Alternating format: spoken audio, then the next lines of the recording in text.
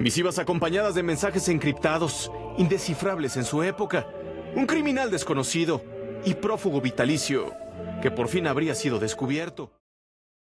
La historia del asesino conocido como el Zodíaco es un laberinto intrincado de caminos sin salida, un relato que se sumerge en una red de misterios sin un principio claro ni un final definido. Inmerso en un laberinto tras otro, este enigma criminal se convierte en una travesía sinuosa, desafiante incluso para los investigadores más dedicados. El caso del Zodíaco no solo carece de una resolución clara, sino también desafía la línea del tiempo, ya que no tiene un principio y un final claramente delineados. El principal sospechoso, que parecía ser la pieza clave en este rompecabezas macabro, falleció en 1992, llevándose consigo cualquier posibilidad de que se le probara culpable. El caso fue oficialmente cerrado en 2007, más de medio siglo después de que la sangrienta serie de crímenes aterrorizara a la comunidad. Este desenlace, aunque marcado por la confirmación del cierre del caso, también resalta la paradójica cima del mal, el crimen perfecto. Los eventos que llevaron a la conclusión del caso Zodíaco se convierten en una narrativa que, a pesar de su oscuridad y la falta de resolución definitiva, ha cautivado a la imaginación pública y ha dejado una huella duradera en la historia del crimen. El 18 de diciembre de 1968, la tranquilidad de la noche se vio perturbada por el reportero de San Francisco's Chronicle, Paul Avery, cuando escuchó a través del teléfono una voz distorsionada que pronunciaba palabras inquietantes. Hoy es mi cumpleaños, debo salir a matar. 2 días después, el oscuro presagio se hizo realidad. David Arthur Faraday, de 17 años, y Betty Lou Jensen, de 16, en su primera cita, asistieron a un concierto de Navidad a pocas cuadras de la casa de Betty. Después del espectáculo, alrededor de las 10 de la noche, decidieron estacionar el automóvil en un cruzo en Lake Herman para disfrutar de unos momentos íntimos. Sin embargo, la magia de la noche se vio abruptamente interrumpida por otro automóvil que se detuvo exactamente a su lado. La tragedia se desató cuando los cuerpos acribillados de la joven pareja fueron descubiertos por una vecina, marcando el inicio de una serie de crímenes que sembrarían el terror de la región y llevarían el sello del temido asesino del Zodíaco. La investigación resultó un fracaso desalentador, sin pruebas sólidas ni testigos que pudieran arrojar luz sobre el crimen. Sin embargo, la memoria de uno de los reporteros más veteranos del diario, compañero de Paul Avery, rescató un caso con ciertas similitudes que podría ofrecer pistas cruciales. El 4 de julio de 1963, un día de celebración de la independencia, Robert Domingos, de 19 años, y Linda Edwards, de 17, desaparecieron mientras tomaban el sol en una playa cercana a Santa Bárbara, California. Al día siguiente, el padre de Robert, rastreando la zona, hizo un descubrimiento aterrador. En una vieja cabaña casi en ruinas, los cuerpos de la joven pareja estaban atados de pies y manos y habían sido acribillados por un arma calibre 22. Este caso, con sus similitudes, resurgió como una pista valiosa que podría arrojar luz sobre los oscuros eventos del presente, a pesar de los desafíos y la falta de avances en la investigación. El 4 de julio de 1963, una fecha especial y coincidente con el Día de la Independencia, Robert Domingos, de 19 años, y Linda Edwards, de 17, disfrutaban de un día soleado en una playa cerca de Santa Bárbara, California. Sin embargo, nunca regresaron a sus hogares. Al día siguiente, el padre Robert, rastreando la zona, hizo un descubrimiento aterrador. En una vieja cabaña casi en ruinas, los cuerpos de la joven pareja estaban atados de pies y manos y habían sido acribillados por un arma calibre 22. Robert recibió 11 disparos, mientras que Linda sufrió 9. En un intento de ocultar su crimen, el asesino trató de incendiar los cuerpos, aunque sus esfuerzos no tuvieron éxito. Estas circunstancias inquietantes, marcadas por la brutalidad del crimen y la conexión con fechas especiales, plantean interrogantes sobre la posibilidad de que este caso anterior pudiera ofrecer claves cruciales para entender la cadena de asesinatos perpetrados por el esquivo asesino del Zodíaco. El año 1969 2009 quedó marcado por una sucesión infernal de tragedias. El 4 de julio, fecha que adquiriría una macabra repetición, Michael Magoo, de 19 años, y Darlene Ferrin, de 22, fueron víctimas de un asesinato en un campo de golf en Blue Rock Springs, Vallejo, California. En este trágico incidente, Darlene perdió la vida mientras era sometida a una operación en el hospital, mientras que Michael logró sobrevivir. Este episodio de violencia brutal intensificó el horror que el asesino del Zodíaco estaba sembrando en la región, dejando a la comunidad y a las autoridades en un estado de conmoción y terror. La repetición de estas atrocidades resaltó la persistente amenaza que representaba el esquivo y siniestro asesino, cuya identidad continuaba siendo un enigma envuelto en el misterio. Este episodio de violencia brutal intensificó el horror que el asesino del Zodíaco estaba sembrando en la región, dejando a la comunidad y a las autoridades en un estado de conmoción y temor. La repetición de estas atrocidades resaltó la persistente amenaza que representaba el esquivo y siniestro asesino, cuya identidad continuaba siendo un enigma envuelto en el misterio. Al día siguiente de este horrendo suceso, la policía recibió una llamada telefónica. En un tono apenas audible, el interlocutor comunicó un mensaje aterrador: "Quiero denunciar un asesinato. Si acuden a una milla al este de Columbus Parkway, encontrarán unos chicos en un auto marrón. Fueron fusilados con una Luger de 9 milímetros. También maté a otros chicos el año pasado. Adiós". Este mensaje telefónico marcó el inicio de una serie de comunicaciones escalofriantes con las autoridades y reveló la escalada de la violencia que caracterizaría los crímenes del esquivo asesino del Zodíaco durante ese fatídico año. La repetición de la fecha del 4 de julio y la confesión sombría señalaban un patrón ominoso que mantenía en vilo a la comunidad y a las fuerzas del orden. El 27 de septiembre, el tenebroso patrón se repitió de manera inquietante. Brian Calvin Hartnell, de 20 años, y Cecilia Ann Shepard fueron apuñalados brutalmente en Lake Barisay, una isla en el condado de Napa. A pesar de las 6 heridas profundas en la espalda, Brian logró sobrevivir, pero Cecilia sucumbió a sus heridas 2 días después en el hospital local. Este acto de violencia despiadada marcó otro capítulo sombrío en la saga de crímenes del Zodíaco, dejando a la comunidad y a las autoridades sumidas en la consternación. La repetición de este macabro modus operandi subrayó la persistencia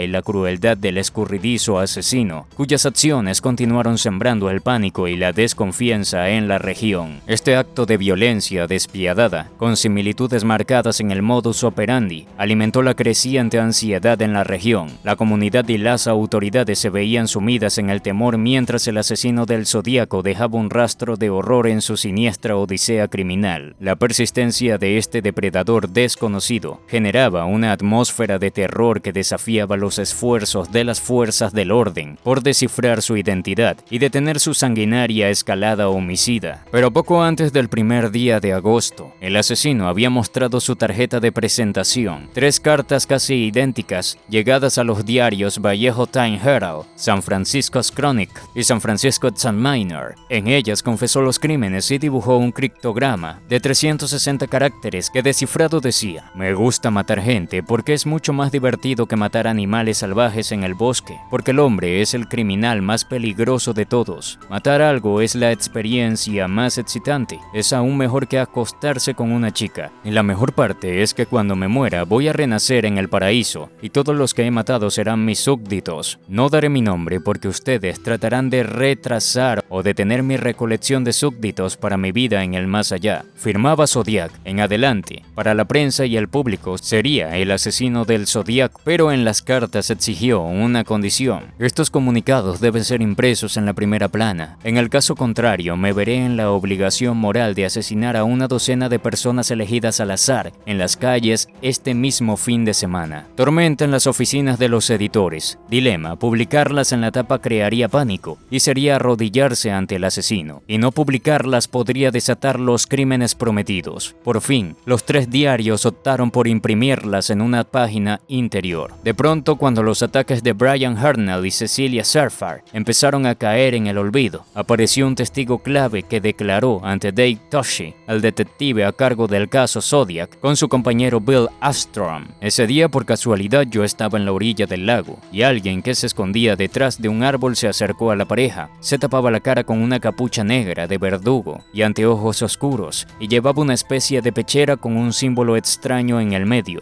No tuvieron tiempo de defenderse ni de huir. Los valió a menos de 1 metro y se fue caminando muy tranquilo. La ola de crímenes continuó e incluso algunos casos surgieron retrospectivamente, como el de Cherry Hawk Bates, quien fue degollada y casi decapitada el 30 de octubre de 1966 en el Riverside, California. El reportero Paul Avery, al anotar similitudes con el modus operandi del asesino del Zodíaco, intentó establecer una conexión, pero no pudo respaldar esta teoría con pruebas concluyentes. Aunque las sospechas persistieron, la investigación no logró vincularla de manera definitiva a este brutal asesinato con el esquivo y siniestro perpetrador que aterrorizaba la región. Y a veces fallaron. El 22 de marzo de 1970, el serial killer ya no atacaba en fechas especiales. Kathleen Jones, de 22 años, con su bebé, iba por la ruta 132 al oeste de California, ciudad de Modesto, cuando desde otro coche con las luces que pidieron que parara, lo hizo. Un hombre se acercó y en una rueda floja le dijo: «No me di cuenta, ¿quiere que se la arregle?». Sería muy amable de su parte. Ella no se bajó del auto. Al rato, él volvió. «Ya está, puede seguir». Kathleen arrancó y a los pocos metros perdió la rueda. Desesperada, esperó que alguien la auxiliara y volvió el mismo hombre. La rueda estaba peor de lo que parecía. «¿Quiere que la lleve hasta una gasolinera?». «Sí, por favor, pero espere, voy al auto a buscar a mi bebé». «¿Tiene un bebé?». «Sí, es un problema». «No, mientras más mejor». Partieron. Él no se detuvo en la gasolinera más cercana. ¿Por qué paró? «Tire a su bebé por la ventanilla». Horrorizada, la mujer abrazó al bebé, saltó del auto y se escondió detrás de unos arbustos cerca de la banquina. El hombre aceleró y se perdió en la noche. En la estación de policías, ella reconoció al retrato robot que ya circulaba por todo el estado. «Sí, ese es», declaró. Poco después, una llamada del Zodíaco al asesino Chronic sumió a la comunidad en el horror. En las palabras macabras, el asesino expresó: «Tengo que matar. Si no mato, mis dolores de cabeza son insoportables. Empezaron el día en que maté a un niño. Mañana detendré a un autobús escolar con un tiro en la rueda delantera y liquidaré a todos los niños cuando vayan bajando». Esta comunicación perturbadora y amenazante acentuó el terror que el Zodíaco infundía en la región. La promesa del acto atroz futuro, dirigido específicamente contra niños inocentes, dejó a la comunidad en el estado de conmoción y las autoridades intensificaron sus esfuerzos por detener el enigmático y peligroso asesino que acechaba en las sombras, pero no lo cumplió. Mientras tanto, una comisión de expertos se devanaba los sesos tratando de descubrir la identidad del monstruo. Calígrafos con sus lupas sobre cada letra de las cartas, médicos y peritos forenses detrás de una huella, al menos una, de una gota de sangre o de sudor en busca del ADN, y psicólogos rastreando un perfil para acotar la investigación a una zona o a una lista de sospechosos. Sin coincidencia, según los distintos informes, era blanco o negro, entre 20 y 35 años, entre 45 y 50, de educación universitaria o no, entre otros. Entretanto, en la redacción del San Francisco Chronicle, el caricaturista Robert Graysmith, apasionado por el caso, husmeaba en los escritorios y en los archivos para armar su propia investigación. Y esa curiosidad de felino lo llevó a revelar un dato que se le escapó a la policía y periodistas. Ya sé por qué eligió el nombre Zodiac. A su vez lo miraron con una mezcla de piedad y burla, pero claudicaron como principiantes. Zodiac es una marca de reloj, seguramente el que usa, y su firma, un círculo cruzado por una cruz, es parte del logotipo, indica precisión, acierto en el blanco, pero el círculo y la cruz pueden ser también la boca de un arma y su mira. No lo aplaudieron ni lo felicitaron, fue como un trago de bilis. El Zodíaco volvió a la escena del crimen a través de una carta fechada el 20 de abril de 1970, en la que declaraba: «Mi nombre es», seguido de 13 caracteres. «No soy responsable de la bomba en la estación de policías de San Francisco que mató al sargento Brian McDonald el 18 de febrero de 1970. Soy popular. Me gustaría ver a mucha gente luciendo botones con mi nombre en su ropa». Con estas palabras, el Zodíaco continuó su aterradora campaña de comunicados, desviando la atención hacia un nuevo nivel de malevolencia. La mención de la bomba en la estación de policías y la expresión de un deseo de notoriedad revelaron la mente retorcida y narcisista del asesino, dejando dejando a las autoridades y a la comunidad en un estado de inquietud constante, sin conocer con certeza cuándo y dónde volvería a atacar. Cuando toda esperanza de atraparlo se había perdido, algunos indicios apuntaron al que sería el principal sospechoso y para algunos abuesos el culpable. Arthur Lake Allen, denunciado por un amigo y detenido, dijo que los cuchillos ensangrentados que tenía en mi auto el día del doble ataque en el lago Barryside lo usé para matar pollos. Allen, 1933-1992,